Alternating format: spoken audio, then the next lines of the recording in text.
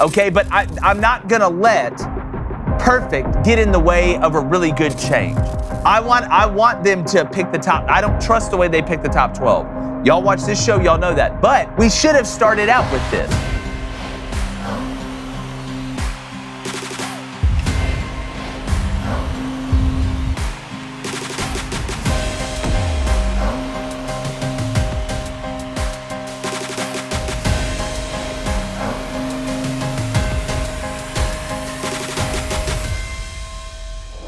What is up, everybody? Thank you guys so much for joining us on the Friday edition of Crain and Company. And I do want to say before we get started, all right, our boy David Cohn, hope he's having a fantastic time on a well-deserved couple of days off for him. We can't wait to talk with him next week about these changes as well. So shout out to you, DC. Make sure you hit that like button, hit that subscribe button.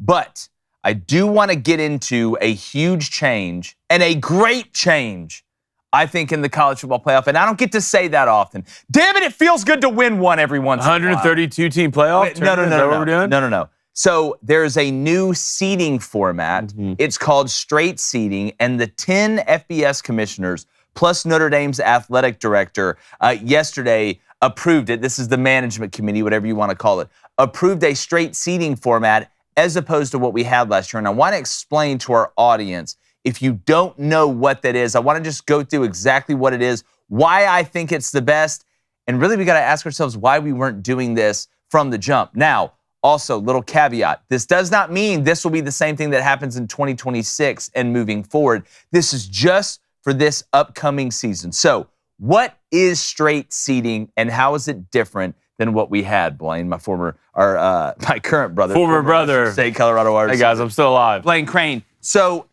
a straight seeding format is exactly how it sounds, okay? It is ranking the seeds, seeding the teams 1 through 12, okay? Not based on if they won their conference championship game alone or not, where you would be an automatic top 4 seed and get a bye, but where you end up. So, for example, you can still get the automatic bid to the playoff by winning one of the top 5 power conference championship games, or 4 Power 4, and then the 5th one, the top 5 rated conferences. If you win that conference championship game, you get an automatic bid, but you don't get an automatic bye, which I think is fantastic. So you're still rewarding people and teams for winning the conference championship game, because if you look at Clemson last year, they don't get in unless they win their conference championship game, and they end up being a top 4 seed, which is ridiculous. Okay, and since most of us are visual learners. I am. All right, I am, again, if you're not, congratulations, but to see it, if you're on audio, you need to make sure you go to the video side to be able to see this. We put both of them side by side. So the way I'm looking at it, to the left was the way it was seeded last year without the straight seeding model. On the right is the way it would have been seeded if we used the straight seeding model. You can see the massive difference, and to me, how much better the one on the right looks, the straight seeding one. So remember last year, it was Ohio State versus Tennessee, the 8-9 game. Notre Dame versus Indiana, the 7-10 game. Texas versus Clemson, the 5-12 game. And then SMU and Penn State, the 11-6 game. Which, again, I mean, hell. Great matchups. Great matchups. Like, my ass is watching. Yeah. Okay? But we can still do it better.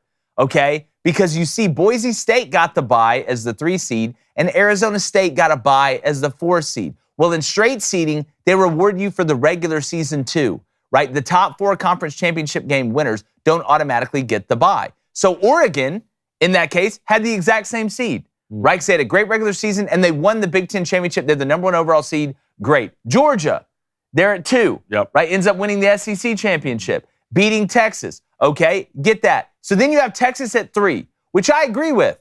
Think Texas is better than Boise. No disrespect to Boise, but I would think Texas would deserve that bye over Boise. And then Arizona State, who had a great showing in the college football playoff, right? Really a lot of fun to watch them, as they wouldn't have got the 4 overall seed. That would have been Penn State, right? So then you would have had, the Notre Dame Clemson winner playing Penn State, the Ohio State, Arizona State winner playing Texas, the Tennessee SMU winner playing Georgia, and the Boise State Indiana winner playing Oregon. To me, that is the most practical way to do it. The conference championship game still matters. Yep. Clemson had the exact same seed. They automatically get that bid, right? Congratulations, you're here. Arizona State, congratulations, boys. You're in it. You're in it. You're in You're it. you're not one of the best 4 teams in the country. You're not, but you're in it. Imagine if you're Oregon last year, #1 overall seed in college football. Hey, congrats, you played the winner of Tennessee and Ohio State. Yeah. And now which is in your own conference. Yeah, and now you get the winner of Boise and Indiana, being rewarded for the season that you had. I think it really encapsulates the regular season, and then still having an advantage and having that conference championship game means something. One other thing I want to point out. With this straight seeding model, I don't care if they put teams in the same conference playing each other in the first round. I don't care. It's going to happen. It's good. Like, it's part of it. This isn't the NCAA basketball tournament. You don't have 68 teams to work with, right? We've got 12. So if the 8 and 9 is 2 Big Ten teams, well, they're going to have to play each other. Like, I don't think it should be, they played or they're in the same conference, so we need to manipulate the seeding. No. Straight seeding. Straight up. If that's the way it works out, that's the way it works out. Sorry, not sorry. So I just wanted to visually put those up there and let you see both of them side by side and why we think the straight seeding is way better. This is how it should be. We should have started out with this.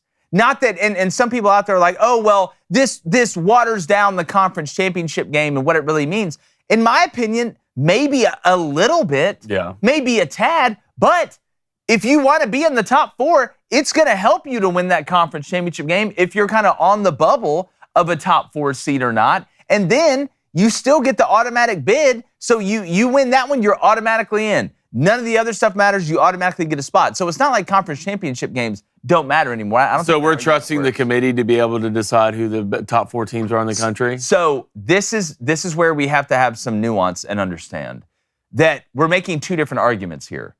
Okay, the first one is how we format the seeding. Okay, and this is good. The straight seeding is a great way to go, in my opinion. We want to know what you think in the comments. How they pick those 12, the formula or lack of formula or subjectivity or objectivity of how they pick those 12 is still a major problem to me. Okay, but I'm not going to let perfect get in the way of a really good change. I want them to pick the top. I don't trust the way they pick the top 12.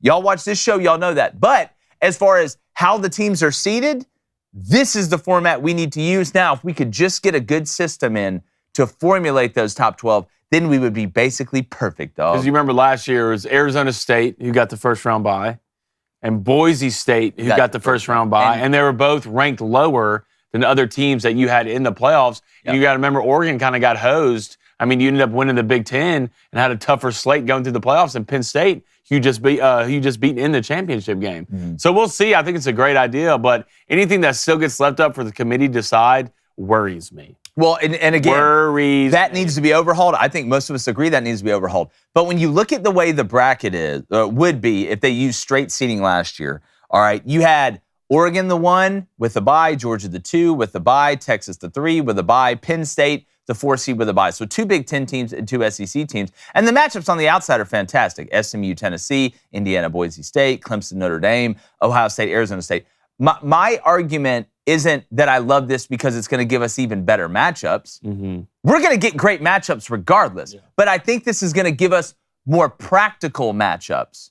Right? Because these are all good teams. They're all going to be fascinating storylines. Every game's not created equal. But when you have the top 12 teams in college football, you could all throw them in a bag, pull out matchups, and they're going to be great. But the practicality and the efficiency of the matchups we're going to get, to me, with that seeding help. Pull that graphic back up. And you remember last year, and like no matter how you break it down, when it comes to a tournament, sometimes you're going to have blowouts in the first round. It's going to happen. The way it works in the NFL playoffs. I mean, you had Notre Dame, Indiana last year, 27-17. Penn State, SMU, 38-10. Texas, Clemson, 38-24. And Ohio State absolutely destroying Tennessee. But these matchups in here are a little bit more interesting to me. Indiana, Boise State, feel like a close game. Tennessee, SMU would feel like a close game to me. Now you get Notre Dame, Clemson, first round.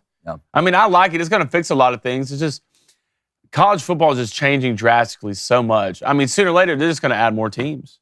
Well, and again, that's a separate argument. I'm not saying you're wrong, but I want to be able to celebrate the small wins that we get when we get them with this ever-changing ecosystem that is college athletics. And this is a no-brainer. To me, it's such a no-brainer. I think we should mandate into college football law that whether it's 12 teams, whether it's 16 teams, whether it's 40 teams, which God, I hope we don't get to that point, we use straight seeding.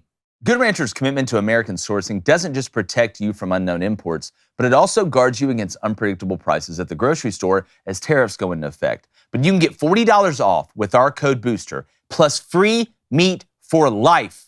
Yes, you heard that right. You got to go to goodranchers.com, use that code BOOSTER to get that great deal. Because did you know that over 85% of grass-fed beef sold in U.S. stores is imported? Well, Good Ranchers is tariff-proof. Imported meat, it costs more, but not our 100% American cuts and our 100% American supply chain that protects you from unstable prices and gives you confidence in the meat you buy and the price you pay. 100% American sourced. Every cut of beef, chicken, and pork is born, raised, and harvested right here from local farms in the good old US of A. So you can support American ranchers while knowing exactly where your meat comes from. Then it's delivered right to your door for the ultimate convenience. No antibiotics, no added hormones, no seed oils, just one simple ingredient that you can read, and that's meat. Whereas imported meat can be unpredictable because they have different safety and quality standards over there, and we don't trust it, at least here at Crain Company. So get that $40 off with our code BOOSTER, plus free meat for life at goodranchers.com. Good Ranchers, American meat delivered. Yeah, they're not going to change it now. Why would they? I mean, they're going to run this out. They're going to run this experiment out for a year. I guarantee it's going to work. They're going to keep doing it. Yeah, well, I actually hope that that's the case. Who's the biggest winner at all this? I think Notre Dame. Really? And I understand that people, number one, some people are just going to always hate Notre Dame. And I get that. My grandfather's in the Navy. He hated Notre Dame. Could not stand them. Rooted against them. They could have played the Taliban and he'd have rooted against them. But if you're a Notre Dame fan, you're the AD, the president, all that stuff, well, you're not in a conference, and you weren't able to finish and get a bye in the top four with the way it used to be. But now with this straight seeding, if Notre Dame ends the season, even though they don't play in a conference and won't have a conference championship game, if they end the season in the top four, they can get a bye. So now you have the possibility of getting that bye, right? Not that you play the game at home, even though I don't mind the first two rounds being on campus. I think they should. We just have the first round right now. But Notre Dame now is the opportunity to get the bye and doesn't have to risk playing in the conference championship game. But what I'm interested to see is, what if we have the scenario play out where it's Notre Dame and another team fighting over that fourth spot? And Notre Dame is Team A and Team B gets to play in their conference championship game. Yeah. And they have a similar record, or maybe Notre Dame finished 11-1 and they're 10-2. If that team wins their conference championship game, do they jump Notre Dame because they had to play in it and they won it and get that 4th seed? Will that be used against them? Which, again, if you're a Fighting Irish fan, you're still not upset about, because at least you have the capability now to be able to get that first round bye, as opposed to not being qualified for it, right, as we saw last year. All right, who do you think's to go worst off now with this? The Penn State? I think the 5 seed is worse off now. 5 or 6, yeah. Because remember, the big argument last year was like the way they're seeding it. Well, the 5 gets to play the 12. Then if they win that, they get to play the quote-unquote worst seeded out of the top 4. And look who it was last year, right? Like, look, Boise State got a bye last year. So, the argument was, well, hell, is a 5 seed almost as good as getting a 1 or a 2 seed and getting that bye, even though you got to play in the first round? I argued against that, but there's some merit to it, because you jump from the 12 seed to the 4 seed. Hell, if you're the 8 or the 9 seed, yeah, you're not in the 5th seeded position, but you win that game, you play the 1 seed. If you're the 7 or the 10 seed, you win that game, you got to play the 2 seed. 6 and 11, you got to play the 3 seed. But again, I mean, if you're the 1, the 2, or the 3, I mean, you're sitting in great position anyway. So I think the 5 seed was the biggest loser as far as the advantage of the way the seeding was worked. And you still think conference championships are going to matter just as much? Do you get an automatic bid for winning the conference championship still? No. Yes. Yeah. Oh, into the playoff, not the bye. Into the playoff, not the bye. Okay. So, yes, it still matters. Because, again, we're not going to be the scenario where every team that's playing in the conference championship, especially, honestly, if you're in the Big 12 or the ACC or the Mountain West, like, you're not guaranteed a spot in. Like, you've got to, you win that, you automatically get that spot. And you know what?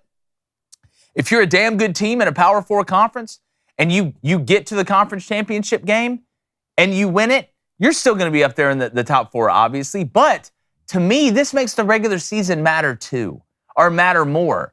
Because before, if you're Clemson And you don't have nearly the regular season that some of these other teams had.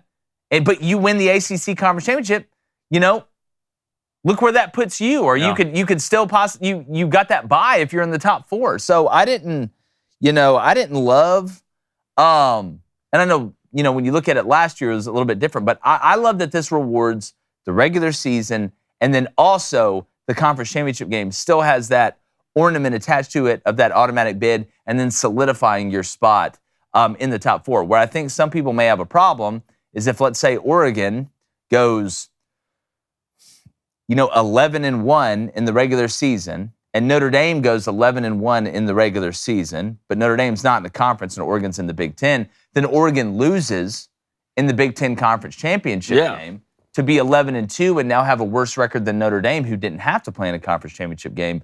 Do they get punished, or is it, hey, you had to play the extra game, we're going to put you in there, you were in the Big Ten, Notre Dame's not in the conference, to be able to get that bye? That's what I'm interested to see. But I love the straight seeding model. I think this is a great one. I agree. It feels good to come on here and actually celebrate them getting something right. I mean, when's the last time we've done that? I know, and I just hope this is something moving forward into 2026 and 2027, and then we fix the formula to be able to pick the 12. Then we're absolutely cooking. We just got to keep it from expanding too far. But we want to know what you guys think about this straight seeding model. Do you prefer this over the one that we had before? If not, I want to know why. What did you like about the previous one more than the one we're getting here? We're going to keep updating you as these changes come along. Again, this is just 2025. Not going to have any effect on 2026. I hope it does because it goes so well. But definitely let us know. You got any? Now Notre Dame's never going to join a conference. They're going to have to in the They're never going to join a conference. The thing is, they get to have their cake and eat it too, just right in front of everybody. Well, I mean, at the end of the day, right in front of everybody. Well, I mean, what can we say? You made it to the Natty last year. That's true. Obviously, y'all don't suck. Yeah, that is true. So, I mean, again, you keep doing that. Marcus Freeman, we'll see. New quarterback situation this season. But we appreciate you guys joining us. Have an incredible Memorial Day weekend. Thanks to everybody out there who serves as well and keeps us safe. Y'all be safe. And just like the chances of me being upset about the straight seat. They did it. Straight up, we're going. Gone.